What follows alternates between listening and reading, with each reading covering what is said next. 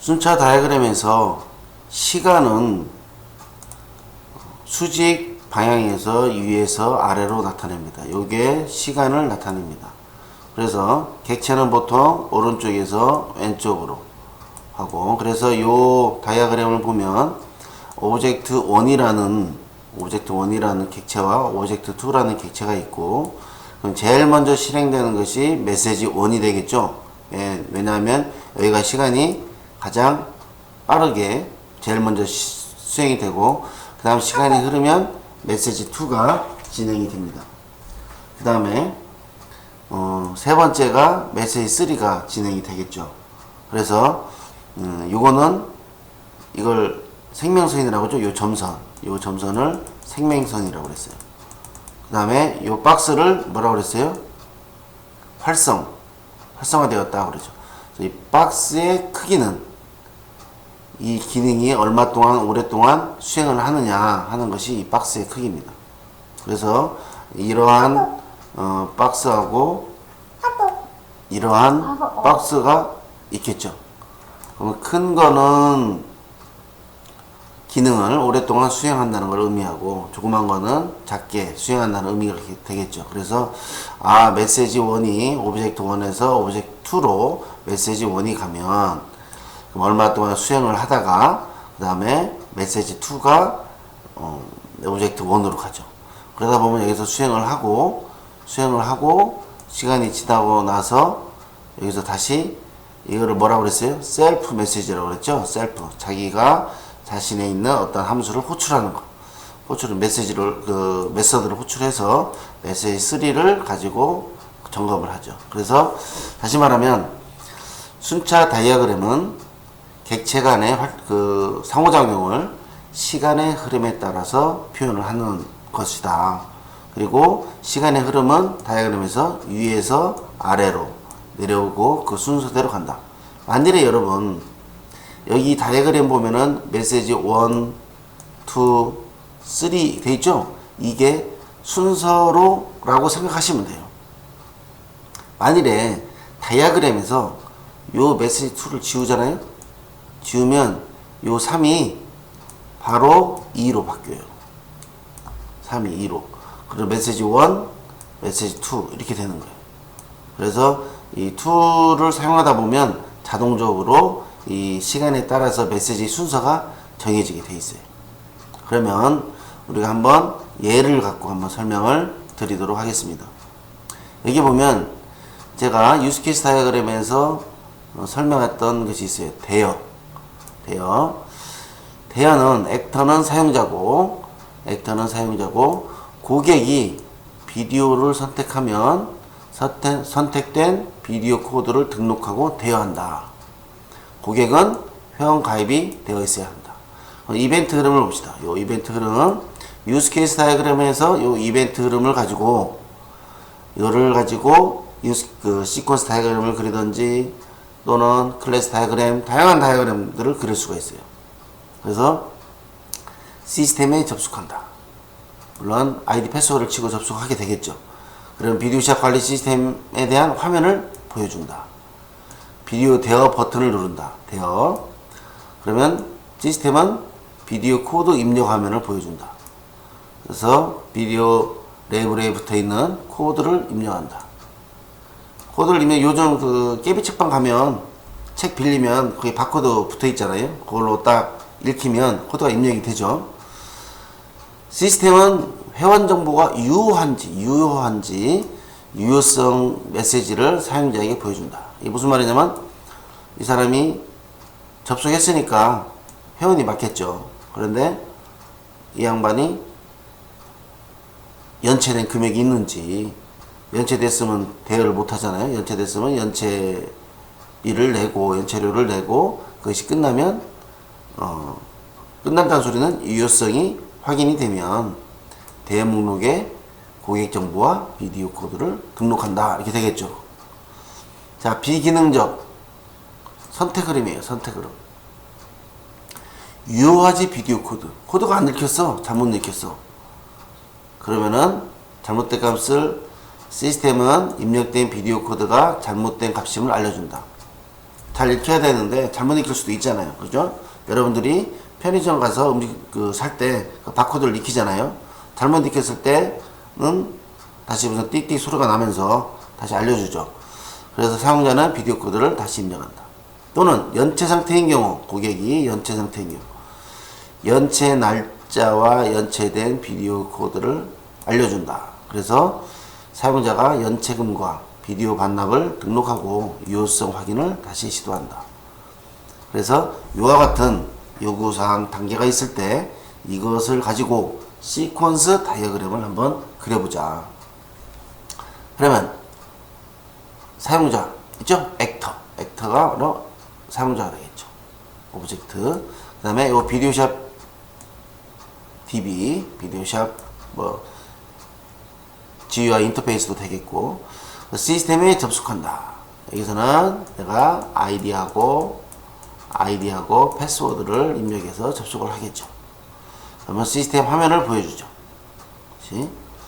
다음에 화면을 보였으니까 사용자는 대여 버튼을 누른다. 대여 버튼을 누르면 비디오 코드 입력 화면을 보여줘요.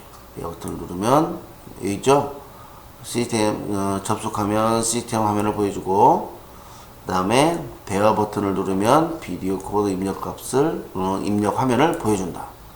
이때 이제 대여할 비디오 코드를 입력한다. 이게 되잖아. 우리는 바코드로 입력 돼 있으니까 또 손으로 입력할 수도 있겠죠. 근데 요즘은 손으로 입력하는 건 거의 없죠.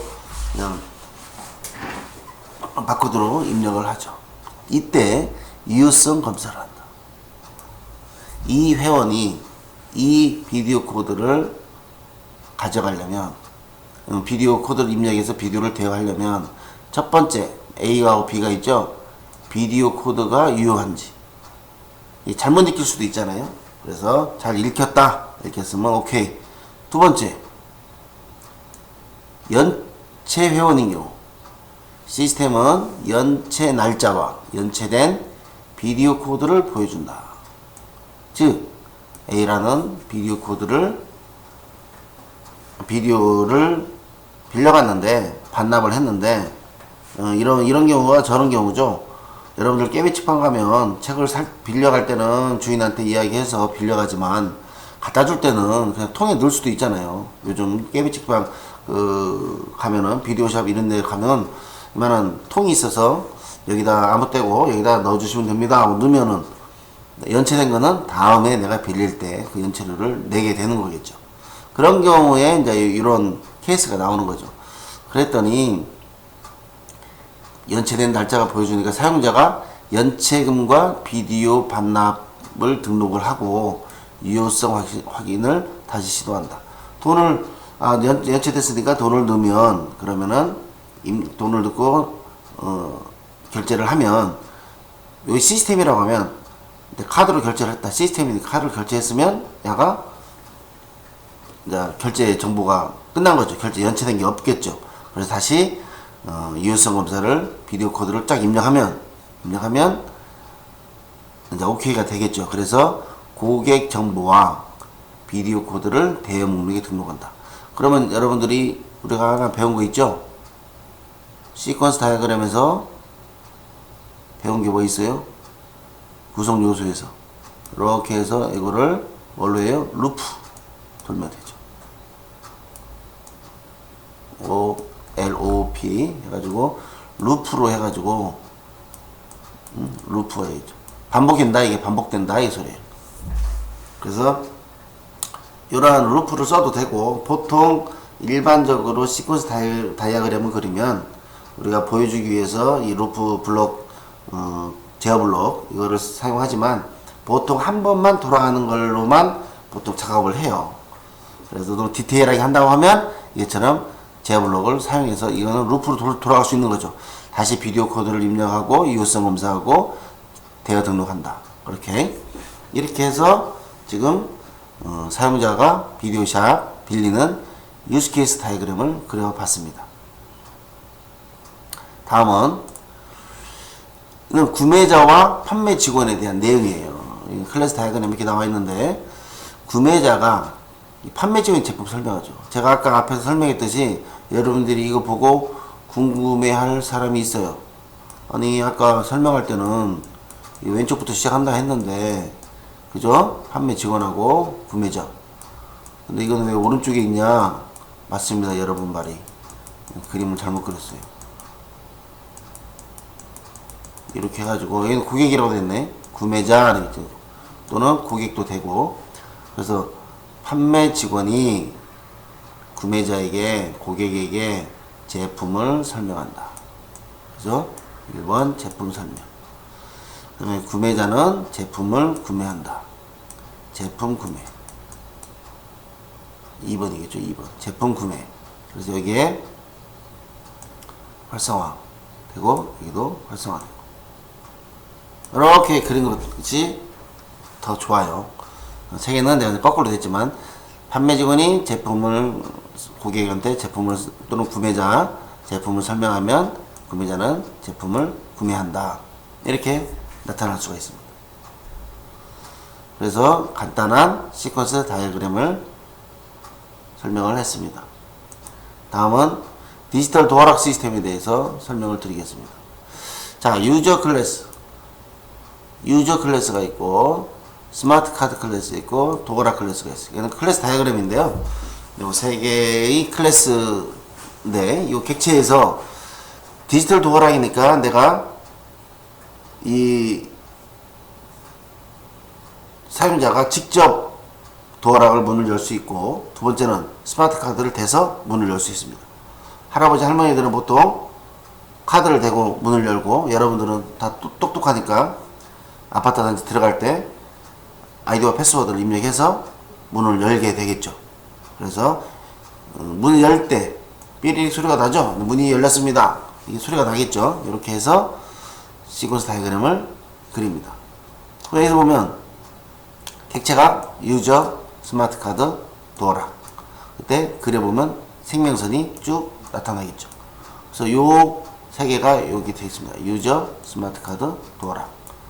유저가 처음에 카드 프레스, 카드를 먼저 대요.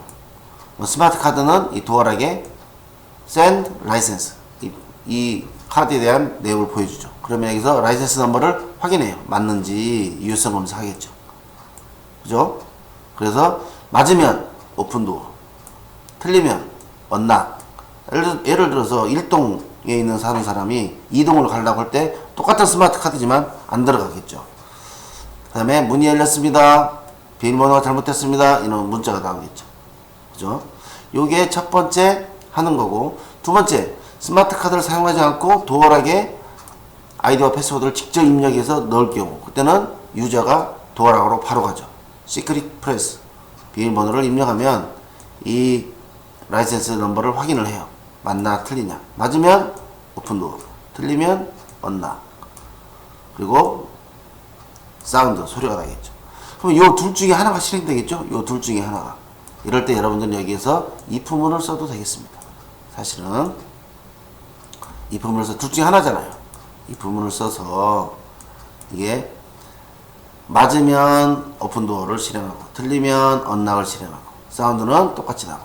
여기서도 사실은 사운드가 두 개죠. 여기하고 여기하고. 그죠? 사운드가 두 개죠. 원래 이거는 하나로 쓸 수 있어요. 하나로 쓸 수 있는데 또 언락, 오픈도어 이것도 두 개가 되죠. 그죠? 그래서 이것도 하나로도 쓸 수도 있어요. 근데 좀 이해하기 쉽게끔 하기 위해서 이걸 따로따로 쓴 거예요. 그래서 유저가 스마트 카드를 이용해서 도어락에 라이센스를 입력을 해서 맞으면 오픈도어가 되고 틀리면 언락이 되고. 그죠? 그 다음에 사운드, 소리가 문이 열렸습니다. 번호가 맞지 않습니다. 이런 말이 나오겠죠. 두 번째, 직접 내가 도어락에 시크릿 번호를 누르면 요 시크릿 번호 넘버를 확인하겠죠. 유효성으로. 맞으면 오픈도어, 틀리면 언락. 그래가지고 사운드가 소리가 나겠죠. 맞습니다, 틀립니다. 그래서 이거를 여러분들이 또 제어블록 써도 되고, 그래서 여기서는 여러분들이 추가적으로 내가 더 하고 싶다 그러면 이 언락 오픈도어, 요거를 언락 오픈도어 요거를 하나로 묶어서 표현을 해도 됩니다. 그리고 사운드도 묶어서 하나로 맞춰도 되고, 요 5번, 4번, 5번하고 9번, 10번은 하나로 뭉쳐가지고 if 모드로 해서 여러분들이 고쳐서 만들 수도 있습니다. 이렇게 해서 디지털 도어락 시스템에 대한 시퀀스 다이어그램을 그려 보았습니다.